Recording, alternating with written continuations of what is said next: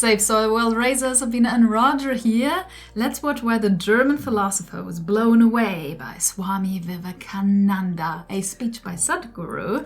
And maybe you don't know yet, but I am actually German. Not familiar with the German philosophers, to be honest, though. More like with the great Greek ones.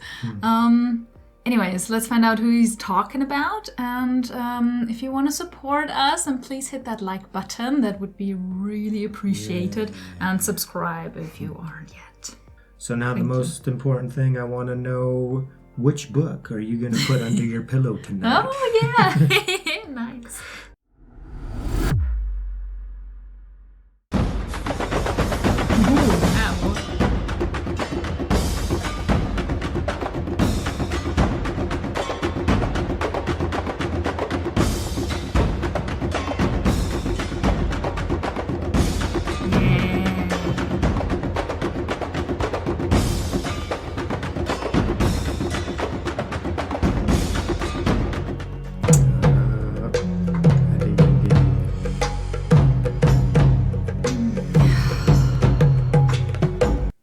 How successfully an individual human being can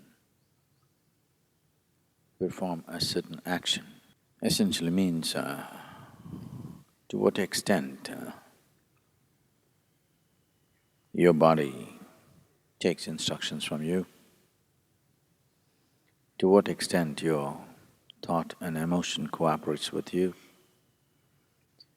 to what extent you can get all your energies focused in one direction, to what extent you can get the situations around you to go with you.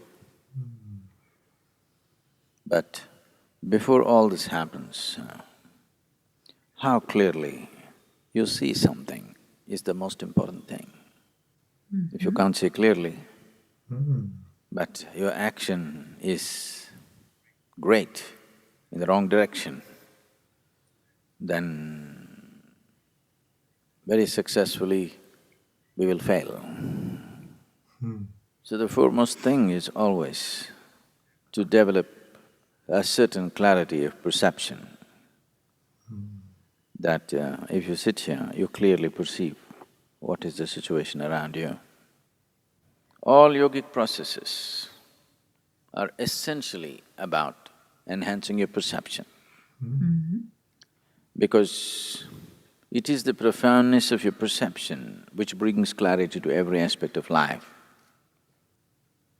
If I sit here with my eyes closed, if someone enters this hall, I will tell you what kind of person has entered this hall.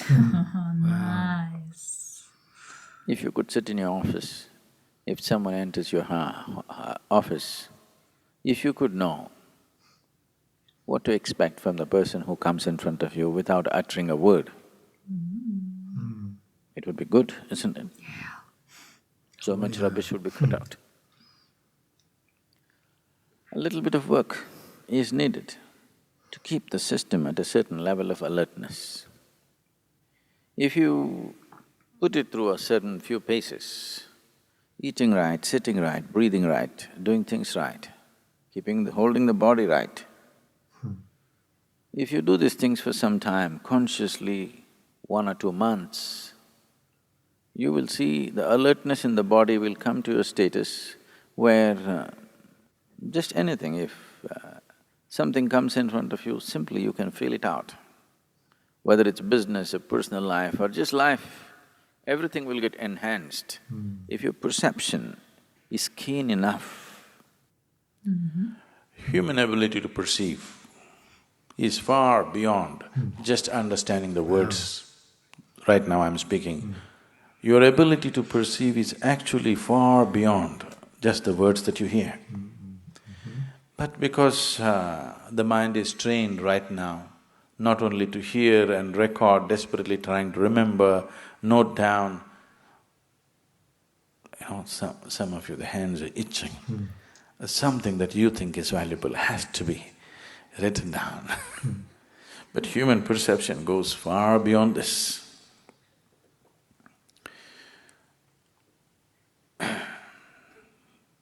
Recently I was just 4 days ago, I was in discussion with one of the top level environmental scientists in this country, and we were just talking about it. Across the dinner, we were just discussing so many things.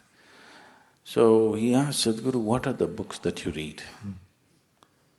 I said, I read Asterix and Dennis the Menace, that's What? reading.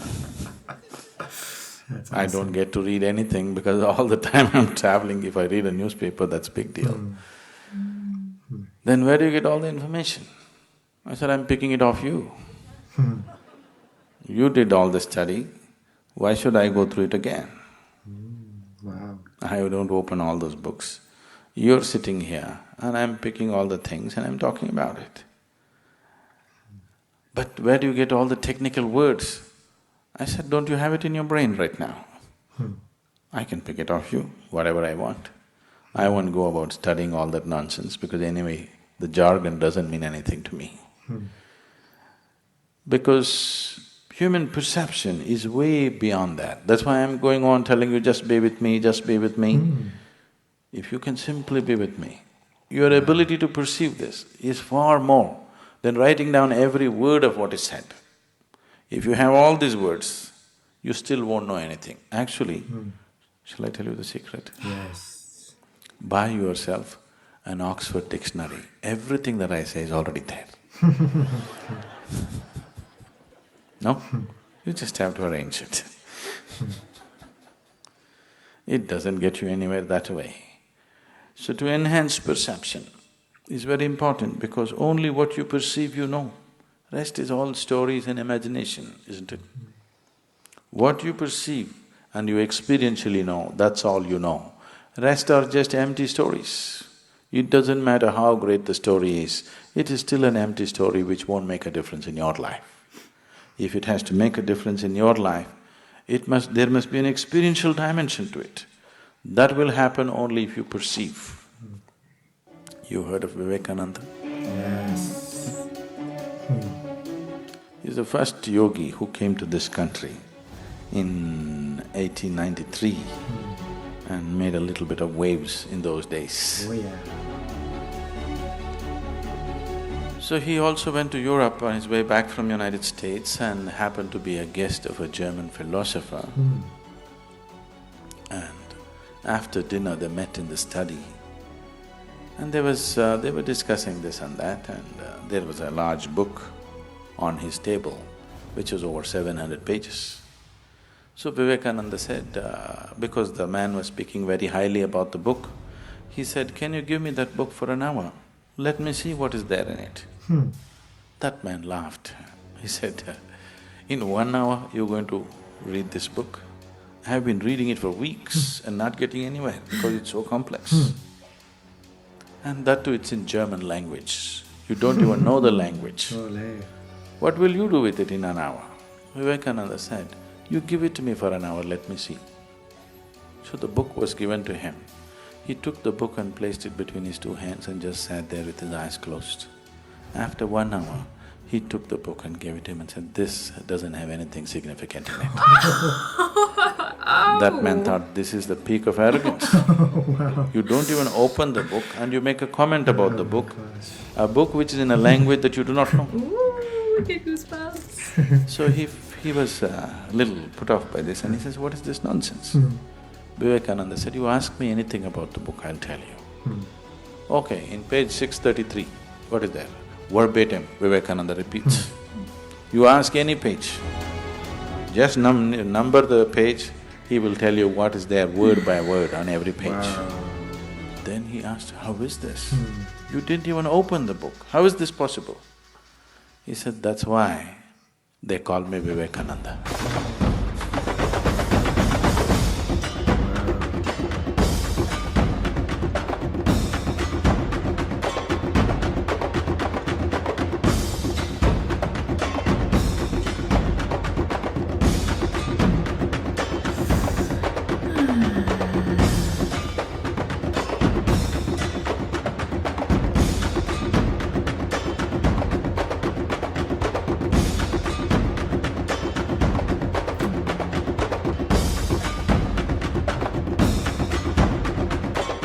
Viveka means perception.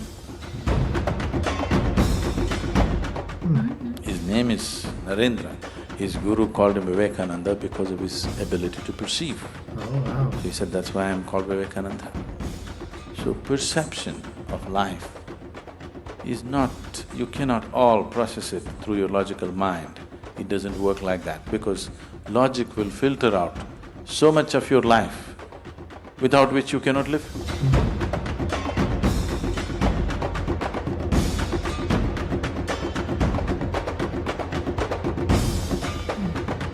Oh, music, so good.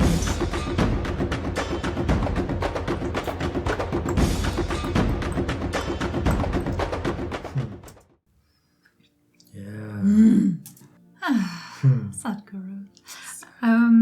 So yeah, he didn't say exactly what philosopher it was, and what book it was. Yeah, but a very beautiful story, of course. And yet I just don't quite understand. So Vivekananda means perception, or… Viveka. Viveka, okay, so roughly. Ananda means bliss. Oh, Vivekananda. Yeah. Anyways, that's why they call me Vivekananda, perception, but… Okay. So everything we perceive, right, is… Through the senses, right? Yeah, everything we perceive through the senses is not real. Can only the mind perceive?